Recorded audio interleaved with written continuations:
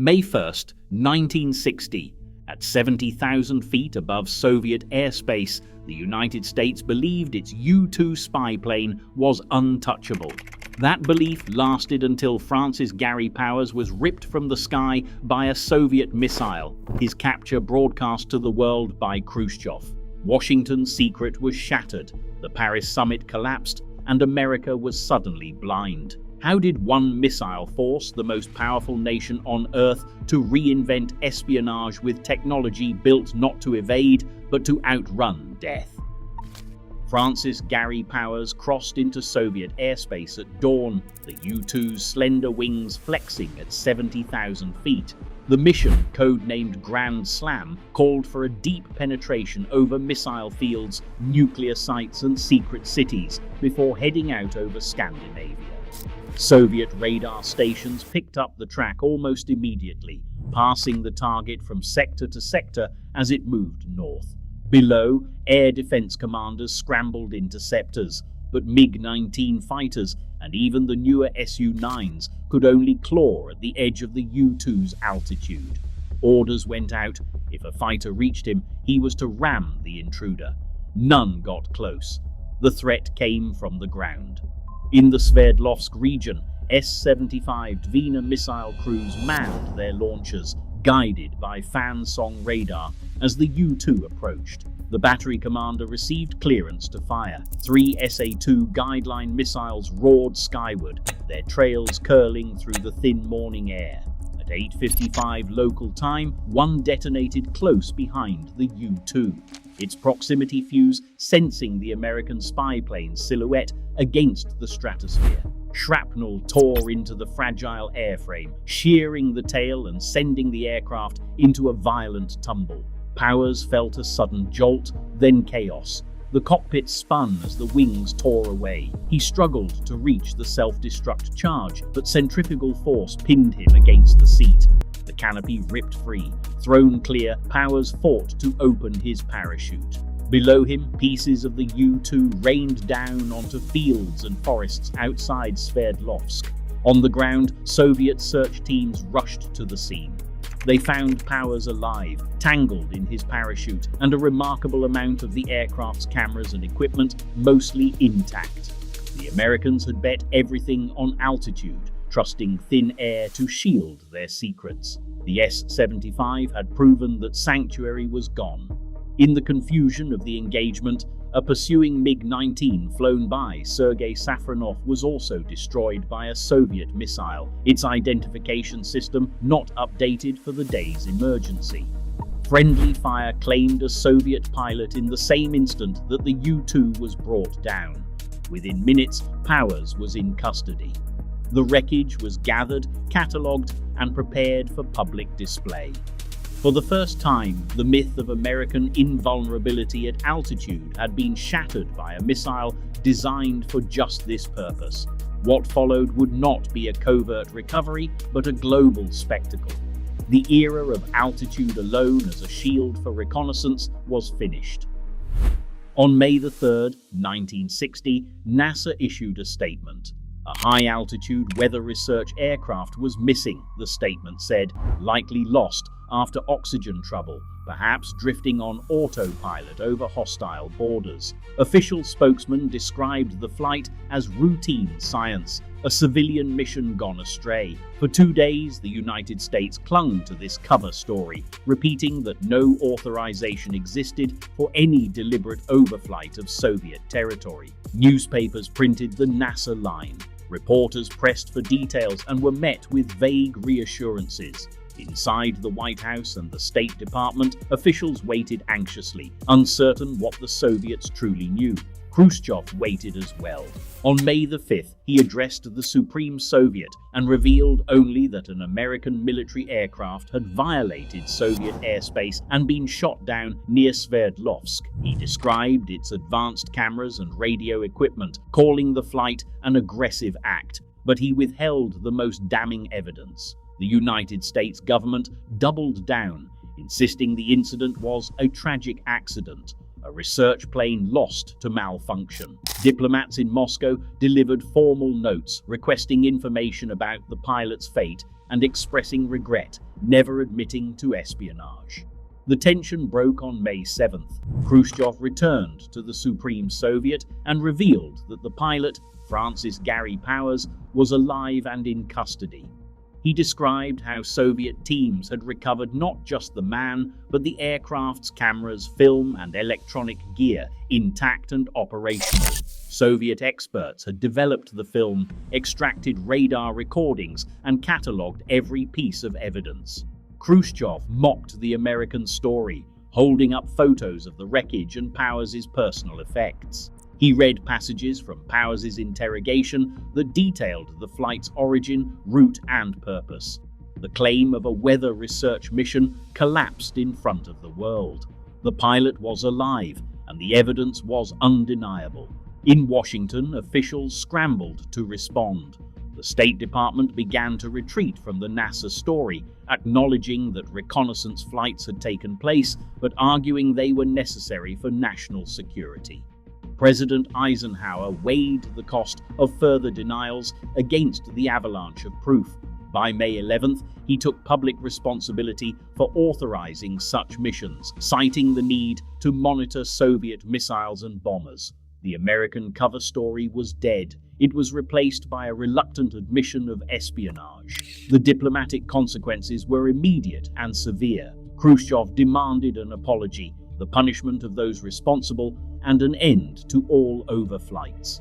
Eisenhower refused to apologize, insisting on the necessity of intelligence gathering in a world of nuclear secrets. The Paris summit, scheduled for mid-May, opened in an atmosphere of accusation and distrust. Khrushchev denounced the United States before the assembled leaders and then walked out, leaving the summit in ruins. The possibility of a thaw between East and West evaporated. Headlines around the globe chronicled the collapse. The U-2 incident had not only exposed American vulnerability in the skies, it had left Washington isolated and humiliated on the world stage. The myth of invulnerability was gone, replaced by a crisis of credibility and a sudden, dangerous blind spot.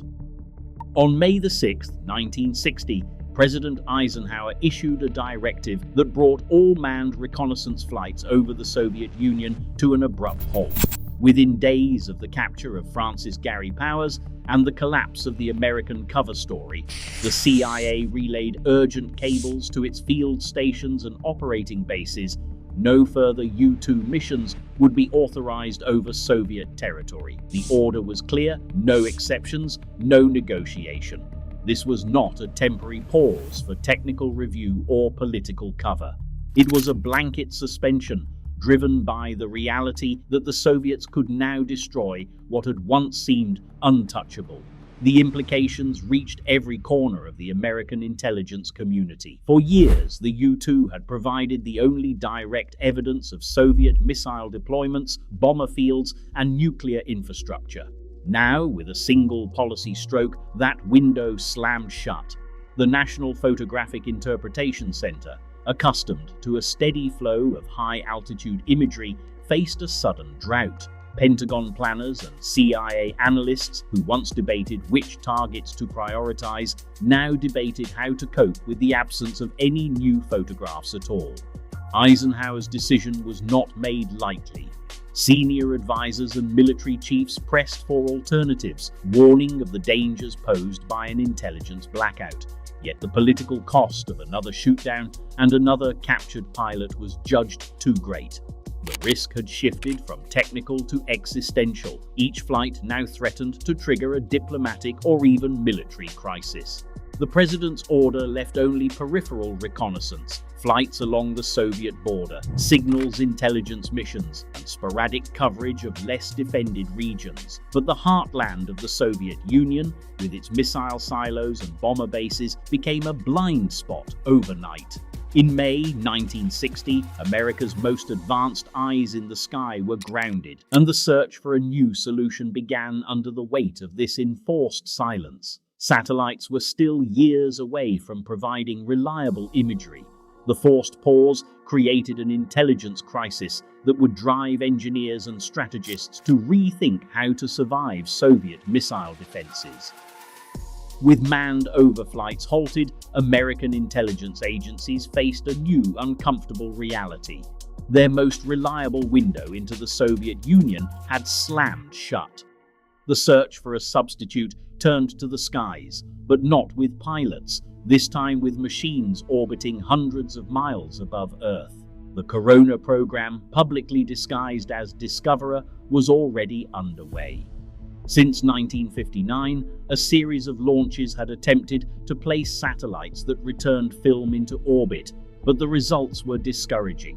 Out of the first 13 Discoverer missions, all but one failed to return usable images.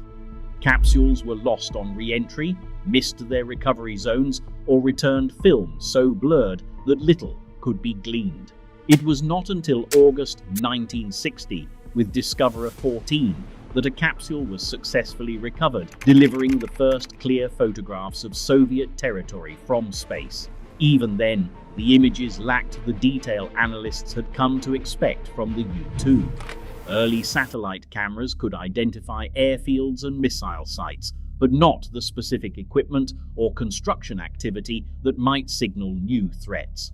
The satellite's orbits, fixed by physics and by launch windows, meant gaps of days or weeks between passes over critical targets. For the intelligence community, this was a crisis measured not just in missed pictures, but in the possibility of surprise. The United States could no longer count on timely, high-resolution views of Soviet missile deployments or bomber production. Every gap in coverage became a potential hiding place for new weapons. As the months passed, it became clear that satellites, while promising, would not solve the problem overnight. The demand for a new air-breathing platform, one that could reach deep into denied airspace and return with the kind of detail satellites could not yet provide, grew more urgent. The technical prescription was clear: altitude alone would never be enough again. In the aftermath of the U-2's destruction, technical analysts and military planners pored over the details of the missile engagement. The S-75 Divina, known in the West as the SA-2 guideline, had reached the very edge of its performance envelope, yet proved capable of destroying an aircraft at 70,000 feet. Its command guidance chain, orchestrated by the Fan-Song radar, tracked the U-2's slow, steady course across the Soviet interior. The process was methodical. Long-range P-12 radars detected the intrusion, relayed coordinates to local air defense sectors, and cued Fan-Song operators to acquire the target. Once locked, the system calculated the intercept, launching missiles that climbed and arced towards the projected path. The U-2's vulnerability was not simply a matter of altitude breached, it was a problem of time. At subsonic speed, the aircraft lingered inside the missile's lethal envelope. The SA-2's warhead, with its radio proximity fuse, did not require a direct hit. A near miss at 70,000 feet could shear off wings or tail with a blast of shrapnel. The engagement window, once thought too brief for ground-based defenses, was now a matter of minutes, not seconds. Soviet radar operators had ample opportunity to track, calculate, and fire. The U-2's glider-like wings and predictable trajectory only made the task easier. Reports from the CIA and Department of Defense highlighted the reality. As radar coverage grew denser and missile batteries multiplied, any aircraft flying at U-2 altitudes and speeds would be exposed. The assumption that thin air alone could shield reconnaissance flights was finished. RAND studies and internal Air Force memos warned that the engagement chain, detection, tracking, launch, guidance, detonation, could be completed against any slow-moving high-altitude target. The SA-2's range, exceeding 30 kilometers horizontally and pushing beyond 70,000 feet vertically, meant that no part of the Soviet heartland was safe for a lingering aircraft. Strategic planners confronted a stark conclusion. To survive, a reconnaissance platform could not simply fly higher, it had to cross hostile territory before the missile crews could react. Only a combination of extreme speed and altitude would compress the engagement timeline, shrinking the window in which a missile could be launched, guided, and brought to lethal proximity. The new prescription was clear: altitude alone was obsolete. The next generation would need to outrun the threat, not just overfly it. This realization would shape every technical requirement that followed, from airframe materials to propulsion, and set the design challenge that would define the era.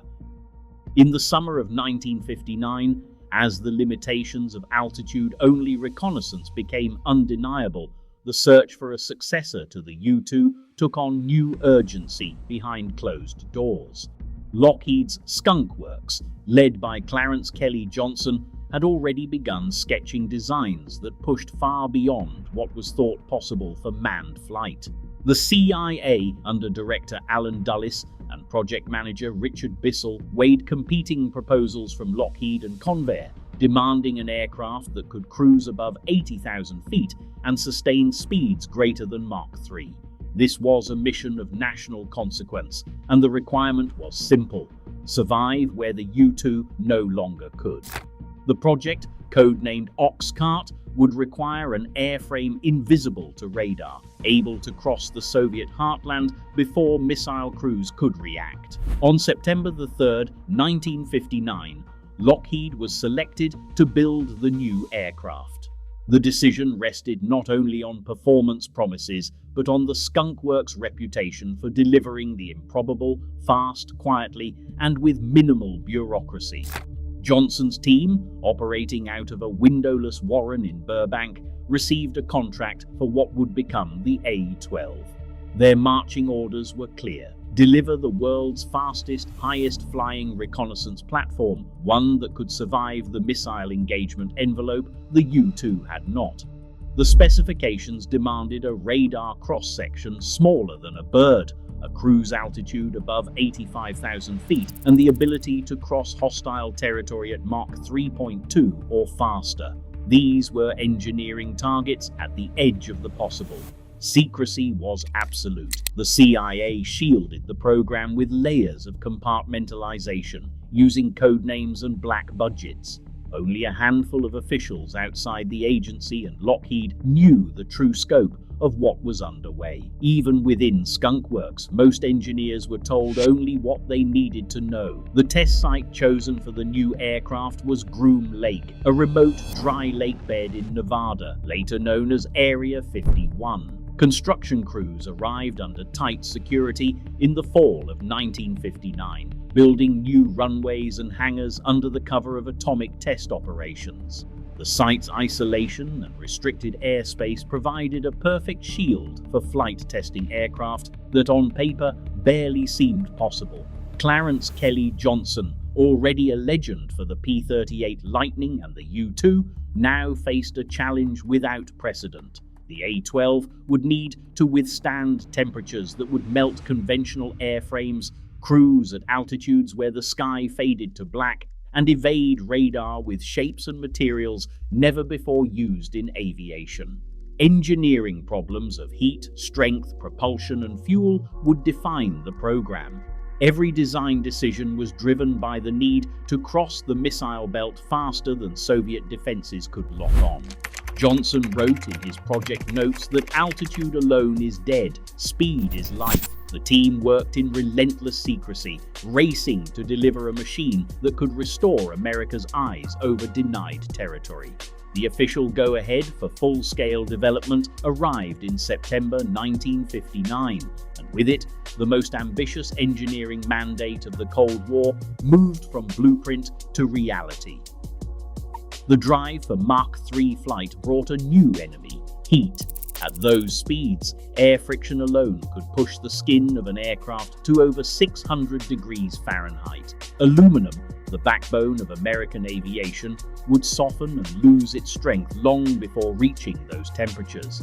Even high-strength steel would be too heavy to support the vast wingspans and slender fuselages needed for sustained flight at the edge of space.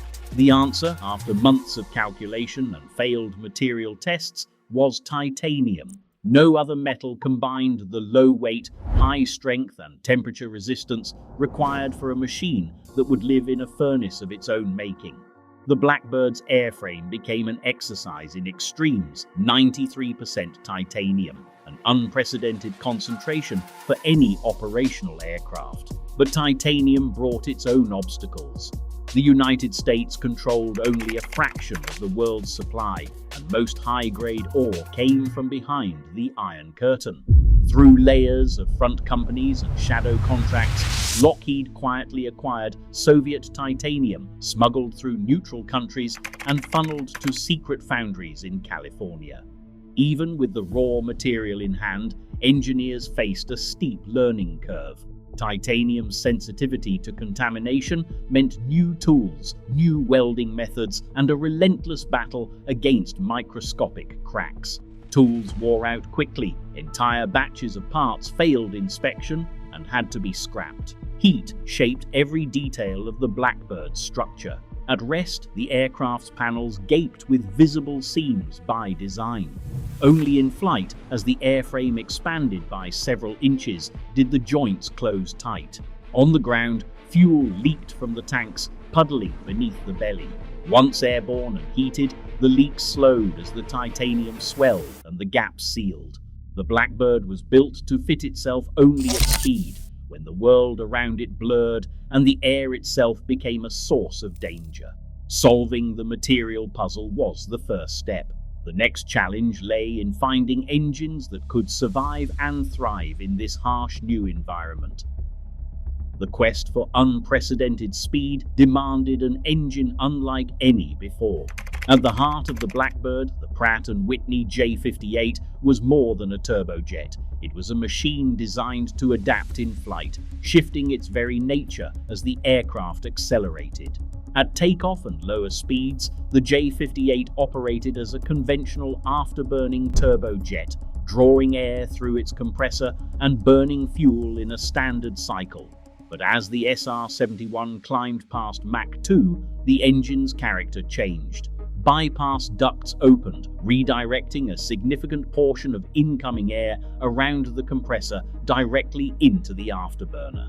This bypass mode allowed the engine to behave more like a ramjet, relying on the force of supersonic air compressed by the sharp, moving inlet spikes.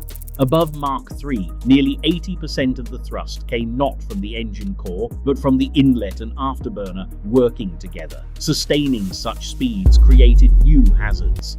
The J58 ran its afterburner continuously for hours, a feat unheard of in any other operational jet. The heat was relentless, pushing internal temperatures to the edge of what metal and lubrication could withstand. To survive, the engine required not just new alloys, but a completely different fuel. Standard jet fuels would vaporize or break down under these conditions. The answer was JP7, a specially formulated fuel with extremely low volatility. It could be pumped through heat exchangers to absorb excess heat from the engines and hydraulic systems before being burned, turning the fuel itself into a coolant. Even with JP7, ignition posed a challenge. The fuel was so stable that it resisted lighting, even in the hottest engine. To solve this, engineers used triethylborane, called TEB, a pyrophoric fluid that ignites on contact with air. Each engine start and afterburner ignition was marked by a brief, vivid green flash as TEB sparked the JP7 to life. The supply was limited. Each Blackbird carried only enough TEB for a handful of starts, making every ignition a carefully counted event. This intricate dance of engine, fuel, and chemistry allowed the SR-71 to cruise at the edge of the possible.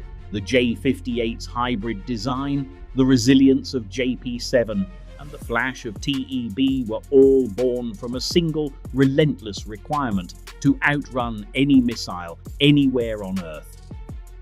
The Blackbird's survival at the edge of hostile airspace depended on more than raw speed or altitude. Its distinctive shape, sharp, angular, almost alien, was engineered for both aerodynamic control and survival. Twin engine nacelles dominated the wings, each fronted by a pointed spike that slid backward as the aircraft accelerated. At takeoff, the spike sat fully forward. As the SR-71 passed Mach 1, it began to retract, moving up to 26 inches aft at cruise. This adjustment positioned shock waves precisely at the inlet throat, slowing supersonic air to subsonic speeds before it reached the engine compressor. If the spike lagged even a fraction, the shock would detach, causing a violent surge called an unstart, an abrupt loss of thrust and a sudden yaw that demanded immediate correction from the crew. Beyond the engines, the Blackbird's planform was defined by its forward Chinese, broad knife-like extensions running from the nose along the fuselage. Originally added to deflect radar and reduce the aircraft's signature, these Chinese revealed a hidden aerodynamic advantage. At high angles of attack, they generated powerful vortices that clung to the upper wing surface, boosting lift and stability at both low and high speeds. This allowed the SR-71 to maintain control at altitudes above 80,000 feet, where the air was so thin that conventional wings alone would have left it on the edge of stall. Every line and surface served a purpose. The sharply canted vertical tails, the blended wing body shape, and the precise alignment of panel edges all contributed to radar scattering and thermal management. But it was the integration of variable inlets and lifting chines that made sustained Mach 3 flight possible, compressing the missile engagement window and giving the Blackbird its razor-thin margin of safety. The aircraft was not just designed to fly fast and high, it was shaped to survive moment by moment inside the envelope where missiles hunted. At full power, the SR-71 Blackbird covered ground faster than a rifle bullet, cruising above 80,000 feet and sustaining speed beyond Mach 3.2. Mission logs from Southeast Asia, the Middle East, and along the Korean peninsula record a pattern: surface-to-air missiles launched, radar warning receivers lit up, and crews pressed throttles forward. The Blackbird's engines roared, and the aircraft simply outran the threat. In Vietnam alone, dozens of SA-2 guideline missiles were fired at Blackbirds. Not a single one ever found its mark. Pilots described seeing missile exhaust spiraling upward, only to watch them fall away, unable to close the gap before running out of energy in the thin stratosphere. Over North Korea and the Middle East, the story was the same. Missile launches detected, evasive maneuvers minimal, speed and altitude doing the work. In over 3,000 operational sorties, not one SR-71 was lost to enemy fire. The Blackbird's survivability was not theory. It was proven, mission after mission, by the simple fact that no adversary could catch it. Where the U-2 lingered and was tracked, the SR-71 flashed past, untouchable, a streak of titanium and flame beyond the reach of any missile system of its era. On a cold morning in February 1962, two men approached the center of Glienicke Bridge in Berlin. Francis Gary Powers, the American pilot who had spent nearly 2 years in Soviet captivity, walked in one direction. From the other side came Rudolf Abel, a Soviet intelligence officer held in the United States since 1957. The exchange was silent and tense, watched by agents on both sides and captured in a handful of grainy photographs. For Powers, the crossing marked the end of a long ordeal that began with the explosion over Sverdlovsk and continued through months of interrogation and a public trial in Moscow. His release was negotiated through back channels, with both superpowers eager to reclaim their own. The swap took place on February 10, 1962, at precisely 8:52 in the morning Berlin time. Abel and Powers passed each other without a word, each stepping back into the world that had claimed him. The moment carried the weight of two nations' anxieties and the lives caught in the machinery of Cold War espionage. Powers would return home to questions and controversy, his fate forever intertwined with the era's most visible proof that the sky was no longer a sanctuary. Today, no aircraft has matched the SR-71's record. Over 4,000 missiles launched, and not a single one ever hit its mark. As modern defenses evolve and new rivals race for the skies, the lesson endures. Dominance is temporary, and vulnerability is only ever one breakthrough away.